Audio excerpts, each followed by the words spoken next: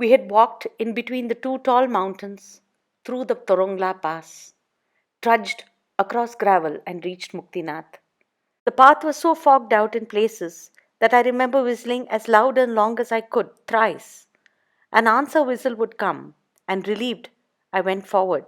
My foot slipped over an unseen rock and I fell.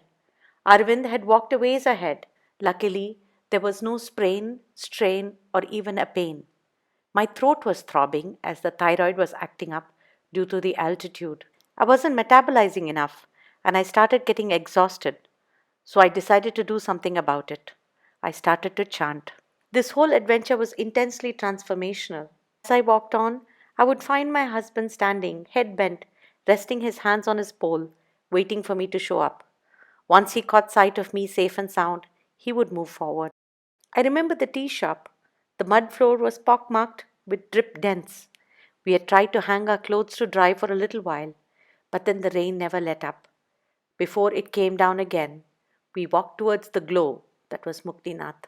Early next morning, we had cold hot baths and headed to the temple, where the 108 tirthas poured out of gomukhs. Om Namo Bhagavate Vasudevaya, we chanted. The priest had asked us to wait. It would take 1 hour to get the Swami ready for darshan. We decided to wait for that hour, standing on the icy cold floor. In the temple premises, we saw a place for a Purana Patha, Veda Patha, Parayana Shala, and a Yagashala. The temple courtyard was wide and open, with two pools on either side.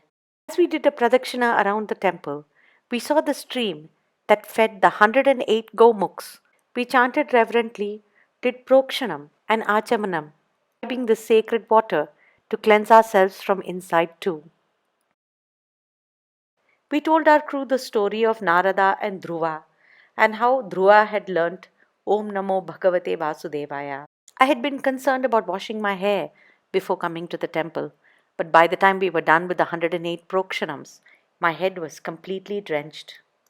After the priest had finished the abhishekam, we got a beautiful darshan of Bhagwan at Muktinath. This is the 106th of the 108 Divya Deshams, the 108 Kshetras of prime importance to Bhagwan Vishnu. The wait was worth it. When the doors were open, we got a fabulous darshan of Bhagwan and then left to get back on our journey. Final glance at the top of the temple, we went towards Muktinath town again. This area is famous because of the shaligramas found by the Gandaki river. As we walked towards the town, we met this man who had been collecting shaligramas from the riverbed. He offered us the shaligramas for sale, but we gently refused. It's not a collectible item. Many people don't realize it, but a shaligrama is a sacred object that has great energy, and if one is to keep it, one must offer appropriate prayers, and it's an immense responsibility. So we declined and got on with our journey. Thanks for watching this What is India production. Give us a like, subscribe, and hit the bell for notifications.